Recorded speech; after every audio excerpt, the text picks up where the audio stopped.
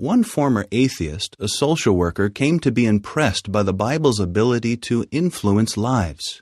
He said, "Having spent many years with very limited success trying to help people change behavior that was damaging to them and others, I found it remarkable to see how dramatically people could change for the better. I also learned that the changes were sustained."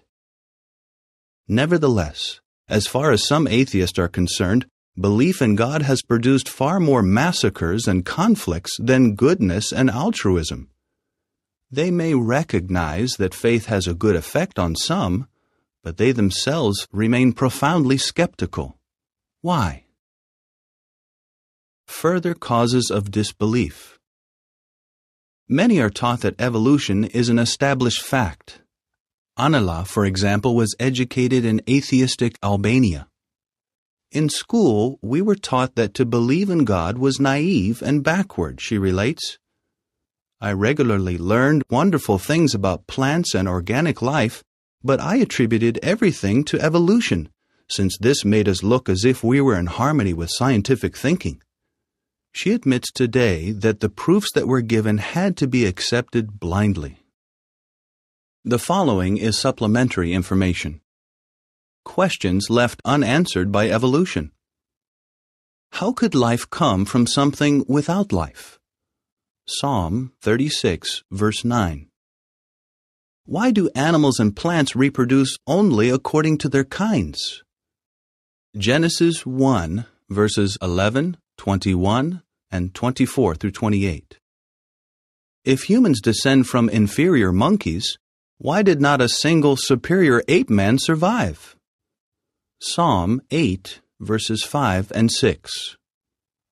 How can altruism be explained by the theory of the survival of the fittest? Romans 2, verses 14 and 15. Does mankind have any real hope for the future? Psalm 37, verse 29. Returning to the article. A sense of bitterness may pose an obstacle to some. Jehovah's Witnesses often encounter this attitude when they go from door to door, offering hope from the Bible. Bertil, mentioned earlier, received such a visit from a young witness. Bertil remembers saying to himself, "Poor fanatic, you have come to the wrong place." He says, "I let him in and began to vent my indignation concerning God, the Bible, and religion." Gus, from Scotland, was troubled by injustice. Initially, he was very argumentative and challenging during discussions with Jehovah's Witnesses. He asked questions that were reminiscent of those of the Hebrew prophet Habakkuk, who said to God, "Why is it that you make me see what is hurtful, and you keep looking upon mere trouble?" Habakkuk 1, verse 3. God's seeming indifference to wickedness has also long troubled humans. Simone de Beauvoir, a French writer, once said, "It was easier for me to think of a world without a creator than of a creator loaded with all the contradictions of the world." However, does the inability of many religions to explain such contradictions mean that there is no explanation? Gus said that he did at last find a satisfactory explanation for why the all-powerful Creator has to allow human suffering for a while. That, he said, was an important step for me. Some individuals claiming to be atheists may actually have doubts about evolution, may sense their own spiritual need, and may even pray. Let us see what caused some atheists and agnostics to think more deeply about the subject and eventually build a close relationship with their Creator. What helped them build faith in a Creator? Appealing to common sense, the young man who called on Bertil showed him that there is an enormous distinction between true Christianity and the religion practiced by those who are Christians in name only. Bertil explains what impressed him beyond arguments in favor of the existence of a Creator. I admired his patience with my stubbornness. He remained very calm, and he always had some literature for me and was well prepared. Svetlana, who was influenced by evolution and communism, was convinced that only the fittest survive. she was nonetheless troubled by this harsh concept of life. What she was taught in medical school added to her confusion. During lessons on atheism, we learned about the survival of the fittest. But in medical courses, we were taught that we should help the weak. She also wondered why humans who were supposed to be an evolutionary improvement over monkeys suffered from emotional problems that did not afflict monkeys. The explanation for these contradictions came from an unexpected source.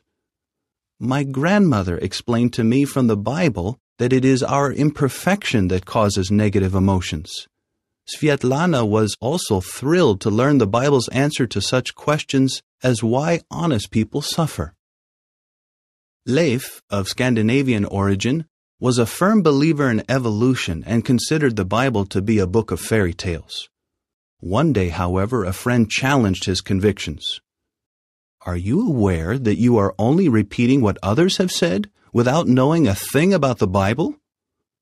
Explaining the effect of those words on him, Leif says, I realized that I had never called evolution into question, but I had swallowed it whole. I think that among other things, a knowledge of Bible prophecies and their fulfillment can help an atheist to start thinking. Kieran, mentioned earlier, was disillusioned by years of involvement in politics.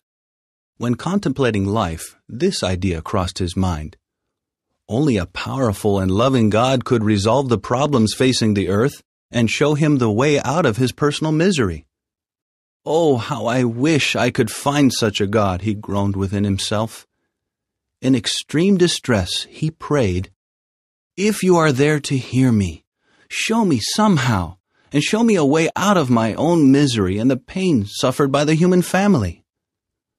A few days later, one of Jehovah's Witnesses knocked on his door. The witness explained what the Bible teaches about the wicked influence behind human governments. This explanation confirmed Kieran's own observations and stimulated his curiosity. After further Bible study, his faith in a loving Creator began to grow strong. Mankind's Creator and you. Religious hypocrisy, such atheistic teachings as evolution, and the prevalence of wickedness have caused many to doubt or even deny the existence of a Creator. However, if you allow it to, the Bible can provide satisfying answers to your questions.